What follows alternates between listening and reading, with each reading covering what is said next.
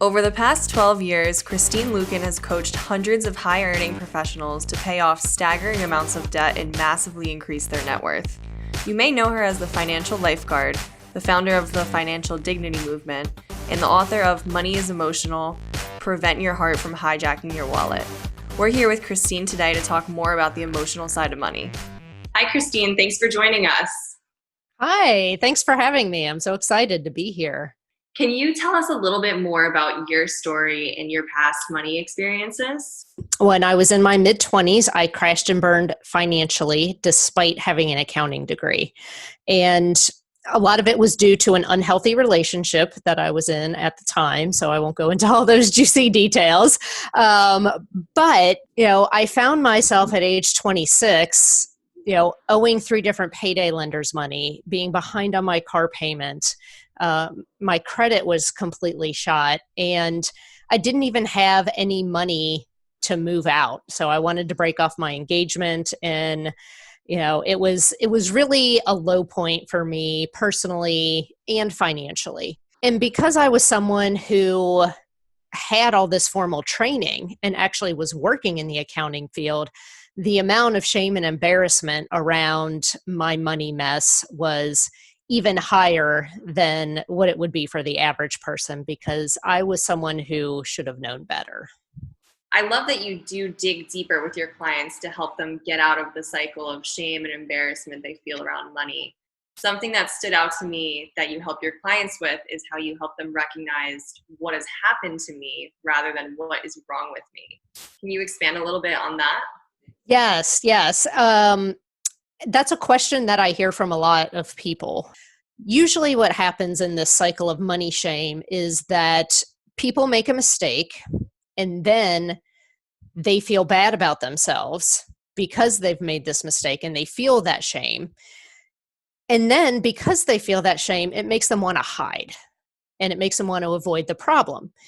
And so when you do that, then you avoid getting the help that you need to break the cycle, right? So if we can say, okay, even though I am feeling this way, I'm going to reach out and get help, or I'm going to go and seek some information to help me fix my credit or to get out of debt or whatever the case may be. That's the way we break that. And I do want to just give a little distinction between guilt and shame, because sometimes we lump those two things together. But when we feel guilty or remorseful, basically what we are doing is we're acknowledging that we've done something wrong. And maybe we've even hurt somebody else by our actions. But when we transition to shame, rather than saying I did a bad thing, we're now saying I'm a bad person. And so that's a really important distinction. We can have healthy guilt and remorse over our mistakes that we've made, and we can learn from them, but we don't want to internalize those and say, I'm a bad person because I did this. Yeah, and you talk a lot about the subconscious mind and how it directly correlates with our financial decision making. I think that part of money is really important, but not talked about enough. Can you tell us a little more about how we can't take emotions out of financial decision making? Most of our actions are governed by the subconscious mind. And, scientists disagree on the exact percentage, but they usually agree that only about 5% of the actions that we take on a daily basis are coming from our conscious mind. The rest of it's on autopilot.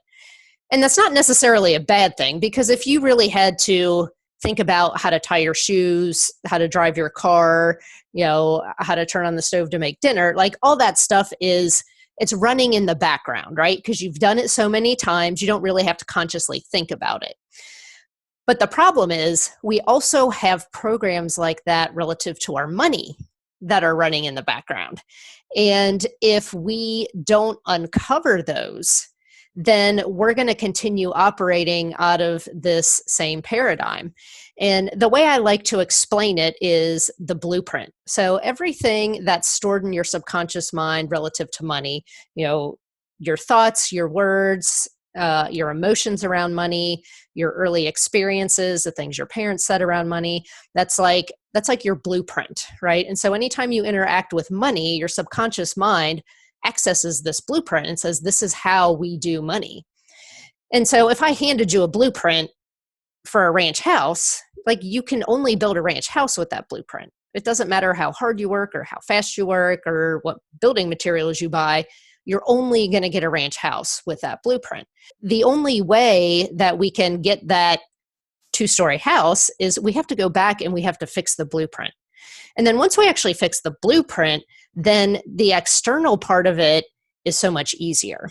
And so I find that a lot of people who have had these struggles where they're like, I don't understand, like I should be doing better, I'm making good money, I see other people doing this, like that whole question, what's wrong with me? Well, it's not really what's wrong with them. It's like, what happened to you that has caused your blueprint to be written in this way? You help people envision their financial future. One of the things you talk about is reprogramming the subconscious mind to focus on the things we want. How can someone start the reprogramming process on their own? We can't really delete what's in our money blueprint.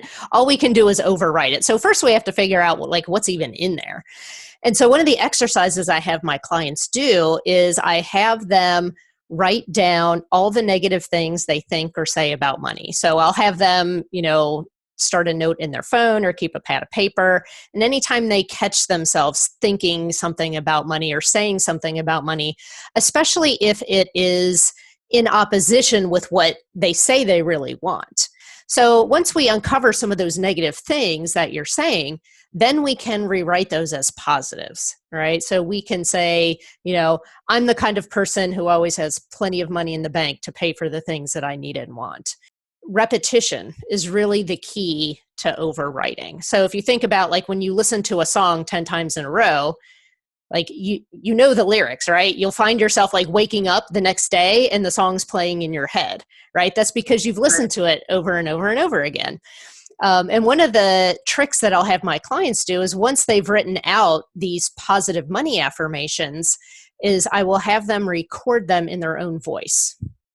And then I will have them play that recording to themselves a couple times a day, because you trust your own voice more than you trust anybody else's voice because you hear it all the time.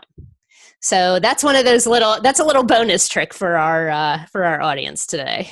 And then another thing that I love that you talk about is the volcano method you use. Can you tell us a little bit more about how it's helped you? I'm not sure if I invented that term or not, but that's what I call it.